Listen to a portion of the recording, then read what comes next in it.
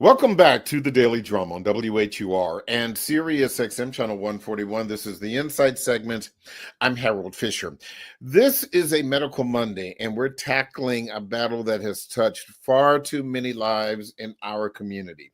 Breast cancer. The diseases strike African American women at higher rates, and sometimes African American men as well.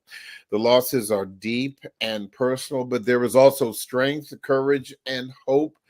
We're going to hear from a survivor who turned her cancer journey into purpose, and from a doctor who is saving lives every day through treatment, awareness, and prevention. This isn't just about the numbers.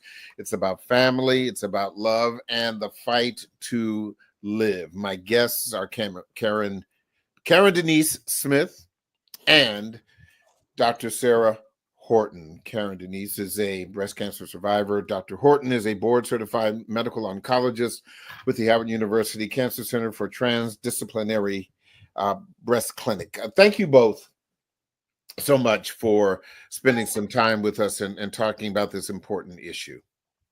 Thank you. Sure Yes, thing. thank you for having us.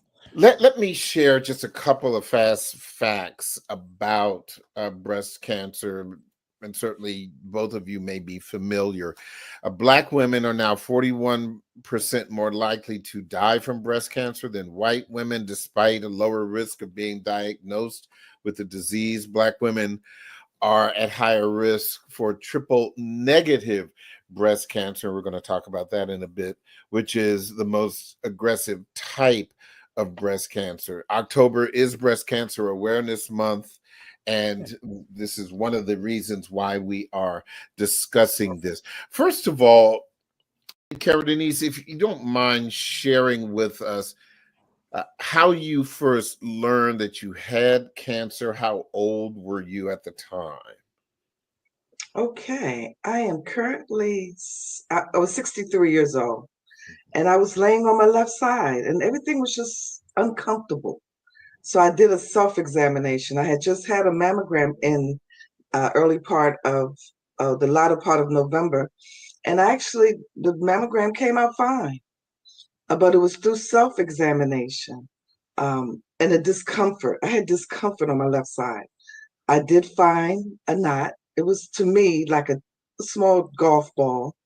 And I went straight to Howard University, where my Dr. Kadera, who was about to go on vacation, made an exception for me and got me right in. I was 20. I'm sorry. I was going to say I was 23. That would have been a story. I was I was 63. It was January the 11th of 2024 that after my biopsy, I was told that I had H2 positive. The blessing is it was stage 2 and early detection. My Dr. Sama was very aggressive, my oncologist. We immediately put the port in. We immediately went into chemotherapy. Oh, it was intense. It was 6 months of chemo, and I thank God that I survived. I said, if the chemo don't kill me, I promise I'm going to spend the rest of my life praising Yahweh's name. Yes, indeed. The first treatment, or 3 or 4, was too much. My potassium, my magnesium was so low. They called my daughter and said, get your mother to the emergency room right now. Then Dr. Sama, instead of me having it every 3 weeks with such a intense, we went to once a week, which was better for me, which was much better for me. Probably my 3rd month into cancer, I did lose my hair. I lost my eyebrows. And my grandbaby said, Grandma, you look like a thumb. But I was like, that's new. I've heard of a lot of descriptions, but that is new. Yeah, that's a new one. Well, after laughing about it, we hugged and we kissed, and I promised her that I would live and not die. Mm-hmm. Let me ask Dr. Horton, when you were hearing what Karen Denise is sharing with us, from a clinical perspective, what are you hearing? Oh, it's interesting. I love your story, Karen. Karen, Denise, and I haven't met, and so many things are ringing true as you speak. And I'm taking notes about some things that are really important to me that you're saying for people to hear. One is about your feeling the lump in your breast, and for many years, if you're older like I am, we were all taught, women were taught to give ourselves monthly self breast exams. And over the course of the years, there was a study that was done that showed that doing breast self exams did not overall improve mortality. Like, people didn't live longer because they did them. So they dropped them. The recommendations from the United States Preventative Task Force was to drop telling women to do self breast exams. And so you may not hear that. We were torn as practitioners. Of course, by that time I was practicing. I said, I'll never do that, because until I have a year where someone does not walk into my office saying, I found, or my significant other found, or someone found a lump, then I'll never tell women not to check their breasts, because I know that it helps to bring the tumor to detection earlier. Sure. So that, yeah, it's interesting. They got a lot of pushback. So now there's a change in terminology that the American Cancer Society uses. They call it self-breast awareness. Yes. And so they're recommending women have self-breast awareness, self-breast exams, whatever you need to do. Monthly, women should be checking their breast, because a breast exam once a year with your doctor may miss something, but you know your breast better than anyone. And Yes. the sooner we detect these tumors, the smaller they'll be, the easier they are to cure. So Correct. thank you for that. But it seems to me, from a layperson's perspective, it's one thing to self-exam. It's a completely different thing not to do anything about it if you believe you've detected something. And it would seem to me that you can do all the self-exams that you want, but if you're not proactive, Dr. Horton, finding a lump or feeling discomfort, that's a completely different issue. You're exactly right. That's step 2. Once you find that lump, we have to keep telling women that going straight to the doctor or the attention of someone who can help bring it to the medical community will save lives. Absolutely. Denial is denial can make the difference between having a breast cancer that can be treated like Karen and cured versus a breast cancer that will cut your life short significantly. So absolutely. And I think that's really that's a critical thing. I mean, we're going to talk about so many other things, but as you said, Dr. Horton, that is the very next step. I was struck by what Karen Denise said. Once she felt a lump, the next day she moved on it. She did not wait. She did not tarry, as they say. And but I would imagine, what was your thought process, Karen Denise? Were you nervous? Were you afraid? Or were you just saying, I'm dealing with this right away, come hell or high water? What was your thought process? I was very proactive. Mm-hmm. Yes. I called and called, and when I couldn't get a human, I showed up. The next day, I showed up to the hospital, and the receptionist said, well, Dr. Kader is about to go on his vacation. He doesn't have anything right now. I went around the back to the side, and I saw Dr. Kader. I pulled down my mask. I held my left breast, and he said, come with me. He went to the front desk, and he got me in the next day, and introduced me to Dr. Sama, who is probably one of the best people I've ever met at Howard University. He was thorough. He did not wait. He was very aggressive. I had my biopsy. The doctor who called me, I believe it was Dr. Anderson, he was so sad when he gave me the news. He was so sad. Mhm. which, I think he was sadder than I was. But I did not wait. We did not wait. About February, I was in chemotherapy. Yes. So here's the other piece, Dr. Horton, and this is less clinical and more social. This is kind of where we are, as a Black physician. These are the kinds of things that we have been hearing about over the years, whether you get a paper cut or it's something serious like cancer, about being heard. Yeah. Yeah. And what I hear from Karen Denise's story is not only was she being proactive, Dr. Horton, but I also heard that she was dealing with doctors who were, if I may, listening with their whole selves, who were understanding that this was not someone crying wolf. There was an issue and it needed to be addressed. Yes. Absolutely. Yes. And one thing that happened with Karen Denise so many things that really is something I hope people hear and keep is number one, that you went beyond someone's telling you no, you couldn't be seen, right? A lot of times, even if your doctor would have heard the words, I think I have a lump, most doctors would be like, you're coming in tomorrow. Many times that message doesn't even get to the doctor because, the front desk is saying it's filled and they don't quite understand how to triage this. So that's why I try to, when I talk to patients and advocates, because what you did was incredible advocacy for yourself, is to, kind of learn those phrases, the things to say that will kind of, get that red flag up. I think I feel a lump. I think this could be cancer.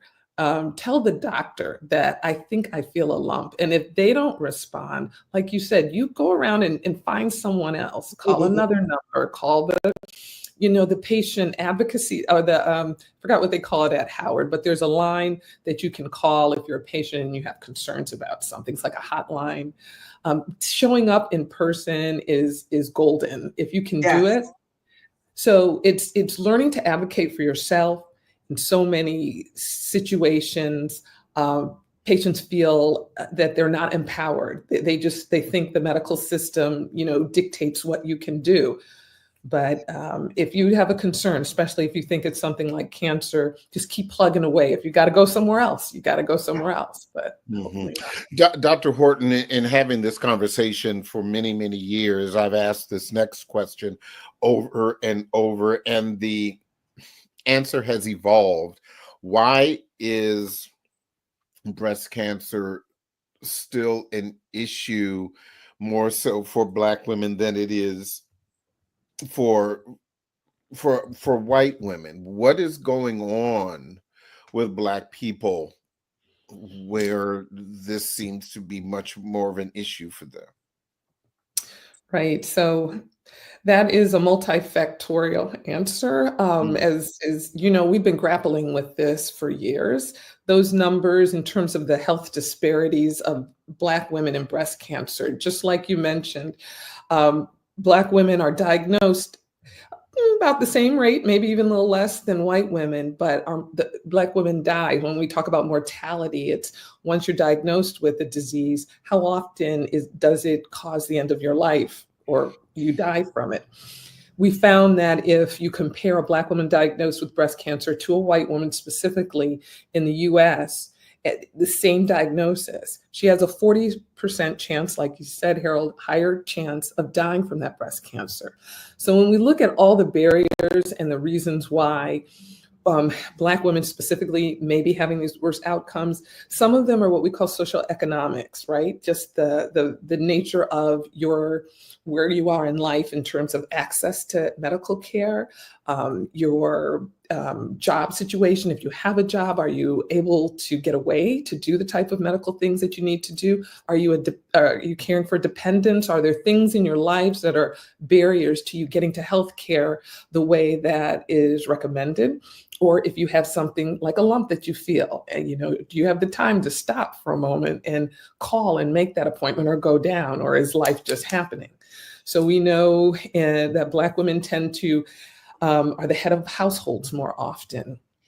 We're a larger bulk of the lower socioeconomic group of women. And so we have some challenges from that side that we hopefully, with policy and other things, resources from different centers, can help overcome. But then there's the things about what we're seeing in breast cancer in Black women that don't have anything to do with, how much money you make or if you have insurance. And that's, like you mentioned, Harold, earlier, that more than half of the women with triple negative breast cancer, Black women have twice as much triple negative breast cancer, which is a uniquely aggressive type of breast cancer, than other women. Hold that point, Dr. Horton. Don't forget what you were going to say. I do have to take a very, very short break, and we will continue this conversation on the other side. We want to remind you, you can hear this in every edition of the Daily Drum Insight segment via podcast on WHUR.com. The original Quiet Storm with Raheem Devon is next on WHUR-FM. This conversation continues on Sirius XM Channel 141 and 96.3 HD2 in just a few seconds. Welcome back to the Daily Drum on Sirius XM Channel 141. I'm Harold Fisher. We continue our Medical Monday conversation about breast cancer. My guests are Karen Denise Smith. She is a breast cancer survivor, and Dr. Sarah Horton, board-certified medical oncologist with the Howard University Cancer Center Transdisciplinary Breast Clinic.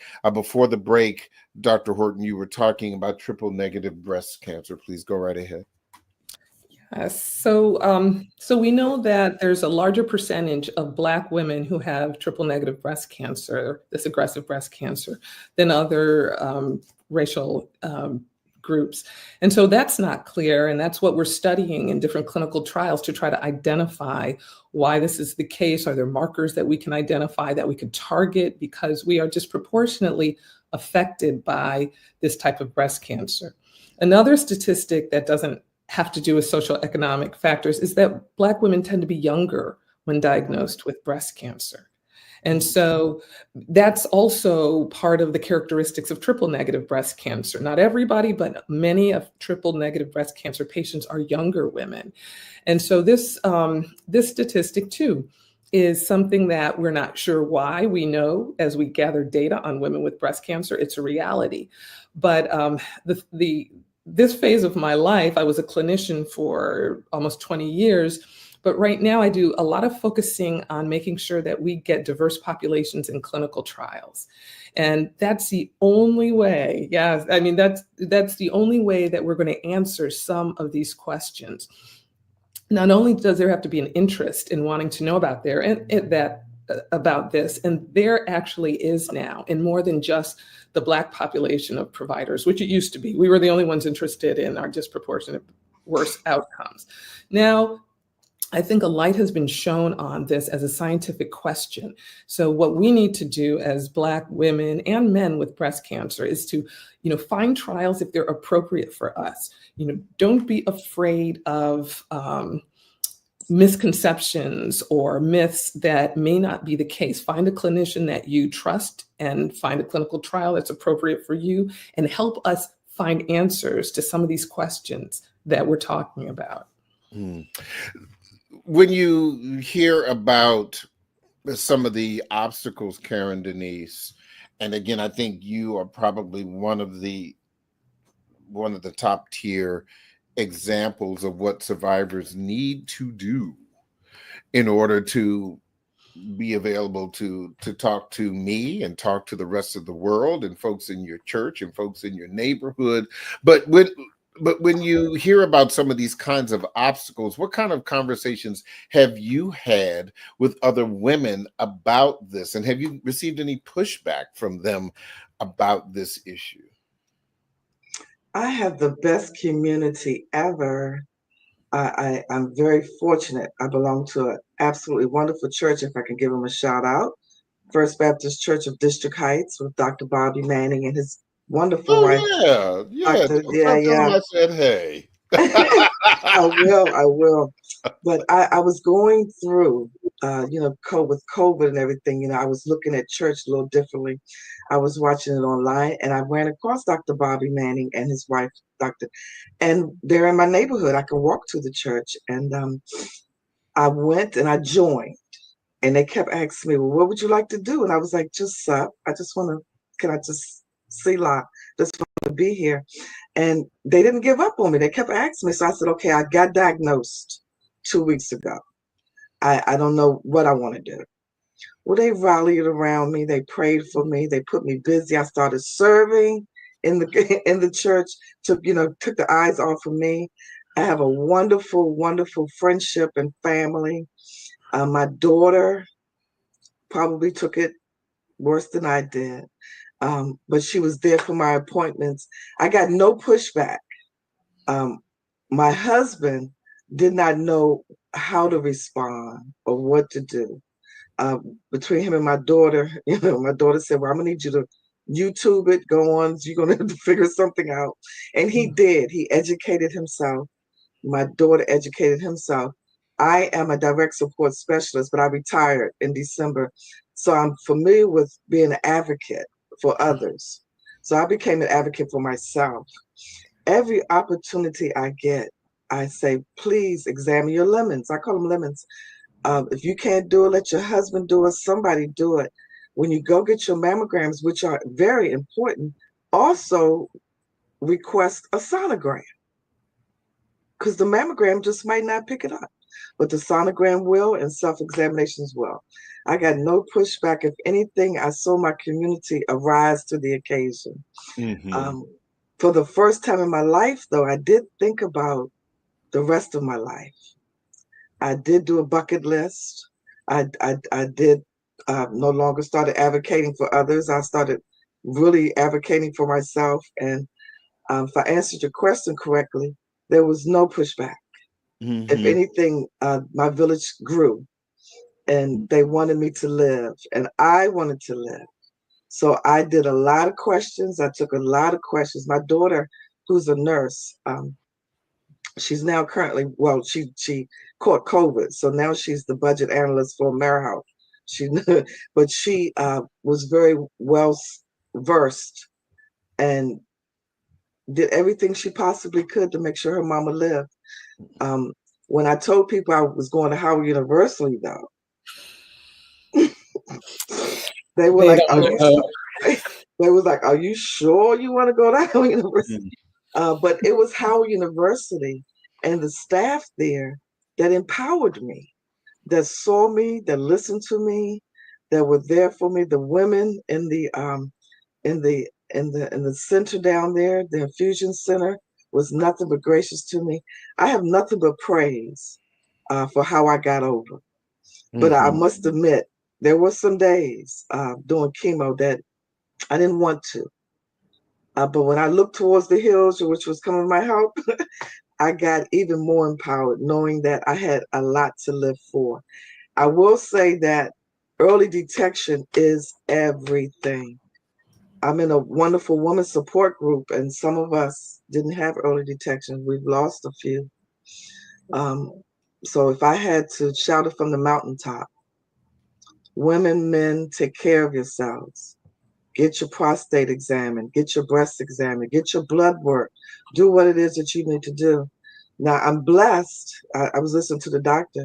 My husband actually works for Howard University. So it was to my advantage to go to the hospital because it was just the best thing to do. But no pushback. I have lost a dear friend of mine. And it was because of what you said, doctor. She wasn't at her appointments. She didn't, because of financially, she couldn't do this, she couldn't do that. So no pray, fasting. I live life a whole different way now. Yeah. It sounds like it. Now, you mentioned chemotherapy, but you did not have any surgery? Oh yes, I had a lumpectomy. Okay, Yes. that I didn't know. So well, what I'm sorry. No, What that's I all was, right. what I was This is these conversations get in your business. Well, Dr. Robin Williams, I have to give her a shout out because she yay. She saw me too, and she let me talk, and she looked at me in my eyes, and I said to her, I said, just take the breaths, just take them. And she said, why would I do that? They're nice breaths. And I said, because I don't want this to come back. Just take it. And she said, no, what we're going to do is a lumpectomy. We're going to take out the area where the tumor was, and we're going to be all right. And I must say that doing surgery, though, my plastic surgeon, I can't remember her name, but she was the best too. She was Kelly on my Bolden. right. Yeah. That's my team, Kelly Bolden. Kelly is like that. She's all right with me, but she was on the right side, making marks and stuff. And I'm like, why are you over there? And she said, don't you want them coordinated? I was like this, no. No, I'm 63 years old. Just do what you do over here. But she was so skilled at what she did. You can't really see. My husband says, thank you for not messing with the right one, because you did well. Now, after my surgery, and I'm glad I did not do both because there would have been too much, after my healing, I did go straight into radiation. Dr. Dunmore, I believe. Yes. Yes. And I got the results back from the chemo that said that, the tumor was gone and I was good. So I'm like, why am I doing radiation? And so let me stop you there, because that's a really good question, because again, for a lay person, you've already had your chemo, you've already had a lumpectomy, and everything's good. So yes, why radiation after all of this? Yes. Well, I had a meltdown on the radiation machine one day. I did. I had a meltdown. And what do you mean meltdown? Just the fact that I had to be still with my arm in the air, not the most comfortable position, for like 30, 40 minutes. I see. Okay. And I started just to reflect. And it was a grateful heart. I guess I was just, why me or why not me? But they stopped the machine and Dr. Dunmore came in and she said, are you okay? And I said, no, I'm not. I'm not okay. And people stop asking me, no, I'm not. And why am I having radiation? And what is this all blah, blah, blah, blah. And she looked at me and she said, this is your insurance policy. Okay. So what is that, Dr. Horton, what does that mean? So what that means is that all of the treatments that are prescribed to a patient once they've gotten diagnosed, it's been tested in a way to find the absolute best way to prevent the cancer from coming back. And once the cancer is removed from the body, sometimes people are like, oh, it's gone. I'm fine. I'm cool. But we know with clinical trials in the past that adding some chemotherapy, when we compared women who had chemotherapy to the group that didn't, those women lived longer with the chemotherapy. Adding radiation, if you've had lumpectomy, I'll jump back real quick. Surgery in the very beginning for breast cancer was always mastectomy. They just removed the entire breast. And it was effective, but it was really debilitating to women. Yeah. And it in many ways, mentally as well as physically. So as we progressed and we've found that sometimes more is not better than less, clinical trials again have shown that in certain cases, a lot of them, if you can remove the entire tumor with a good margin around it, so when they look at the pathology under the microscope, there's no tumors within a certain margin. Radius, yes. If you can do that, and then you add a short period of radiation to it afterwards, when you follow, there was a clinical trial, mastectomy versus that, radiation plus lumpectomy, those women do equally as well. So we know that lumpectomy plus radiation equals mastectomy. But if you take away that radiation, it doesn't equal mastectomy. You have a higher risk of recurrence. That's exactly what she said. She said that.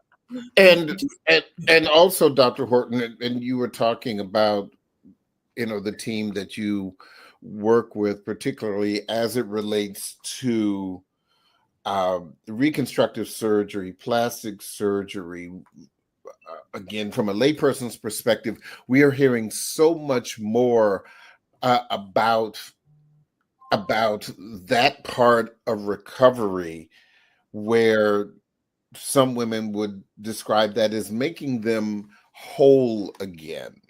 And we, just a couple of weeks ago, I spoke with a colleague on this program, a young woman who was in her early 50s, who had, double mastectomy and went through all of the things that Karen Denise has been describing, but she also had full reconstructive surgery. And just like on this program, as serious as this issue is, we have had laughs. We had laughs then because she talked about being whole and looking good. And so talk to me a little bit about that part of it, Dr. Horton.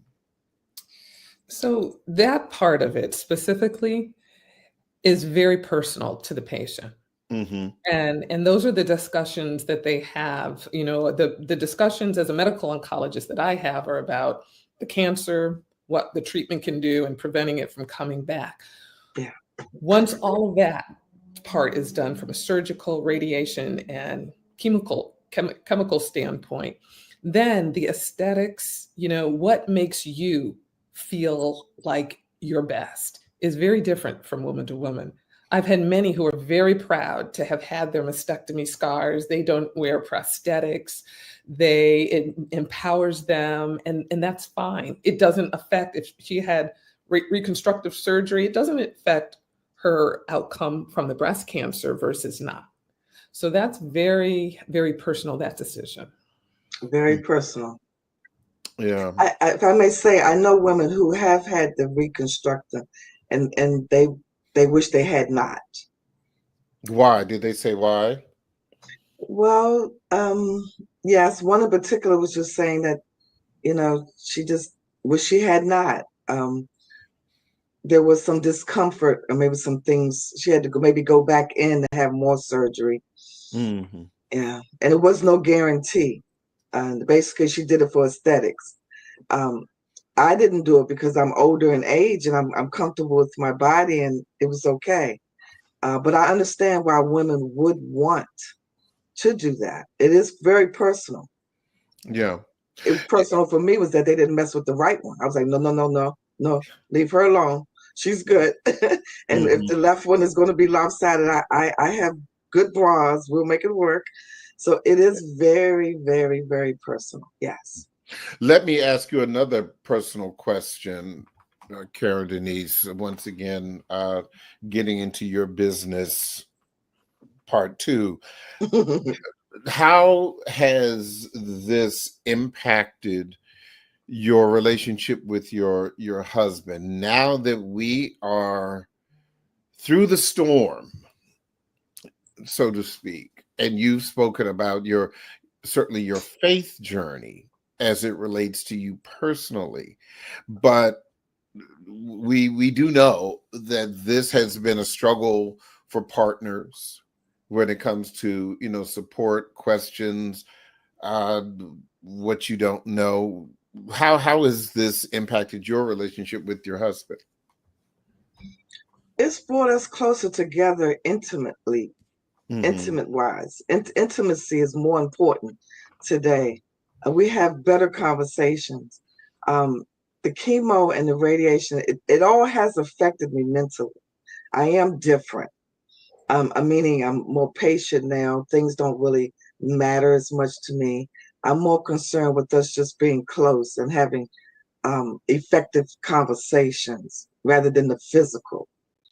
I must say, keep it personal. I fell in love with myself. Mm-hmm. Okay, I make love to me now. You know what I mean? I'm okay. I'm all right without a partner. I fell in love with every aspect of my body, and my husband tells me all the time, "You are so beautiful," which helps. And this was also his journey. So Mm, he looks at me, I think with brighter eyes. mm-hmm. I think he's just glad that I survived. He saw me. He watched me. I mean, the chemo. I'm not making light of that. That chemo. I looked at my husband one day when he was leaving for church, and I was like, and it must have been all in my face. He said, "I'm not going to church today." I said, "Yeah," because my inside was telling me if he went to church, he might come back, and I might not. I might be unalive. Mm, That's where I was. Now, it must have been something in my face. He did stop. He did put his Bible down, and he said, "I'm staying here with you today." And mm. then I think he stayed home the next Sunday, and he's just started spending more quality time with me. We have quality time now than just, just doing stuff to do whatever. We make it intentional that we spend time together because tomorrow is not promised, and we saw that firsthand.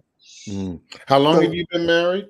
oh, I just celebrated 18 years, September the 21st of this year. Well, congratulations.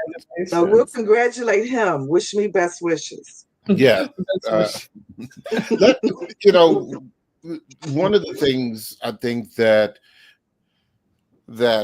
is also part of the difficult conversation, Dr. Horton. There are certainly questions literally happening at this hour about access to care, people without insurance, Mm, and we don't know what resources, what insurance or financial resources may be available for people after December of this year. yeah. So, with that in mind, what options might people have? What would you recommend if they have questions Yeah. about this? Self-exam, self-awareness, whatever you want to call it, check yourself, mammograms, sonograms, and something is discovered. Where can they go for help? Okay, so you're right.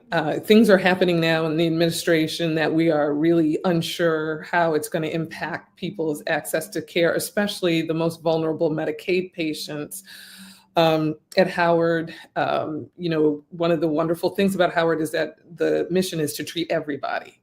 Anybody who walked through the door got treated, insurance, no insurance, where that's not the case, especially when I was at Howard full-time seeing patients, we would get patients from Hospital Center, from GW, where they just said, no, we don't take Medicaid patients. So when you look at that, part of the reason that some hospitals don't is because Medicaid reimburses at a lower rate, meaning that United Healthcare may pay a hospital this much money for chemo, where that same chemo, Medicaid will only pay maybe half to the hospitals. So the hospitals really don't make out as well financially. With that being the case, if they start reducing Medicaid even more or limiting it, it's really going to affect the institutions who take care of those patients. And so what you might find is that, institutions may be a little bit more under the gun, the way I always say it with Howard, because when Karen Denise, when you mentioned that you had comments from people about going to Howard, because of Howard's mission, it's always been under-resourced, meaning that the people who work there, they are working with their hearts, and like you said, it's like a family, and that was the best work. Absolutely. And I've worked at Georgetown, Annapolis, Howard. That was the best work Yes. experience I've ever had. And the infusion nurses will go out of their way to make Out sure of their way. They're awesome. Awesome. Okay, but to answer your question, Harold, is that so there have always been organizations, a lot of nonprofits that have been set up to help the financial toxicity that we call it, that happens to people once they're diagnosed with cancer. Because like you said, Karen, once you're on treatment, insurance will reimburse for the treatment, but all these out-of-pocket indirect costs that patients have when they're sick, paying for parking every time you go to the hospital, including Howard Hospital, you are charged at least $5. No, $7, at least $10. $7.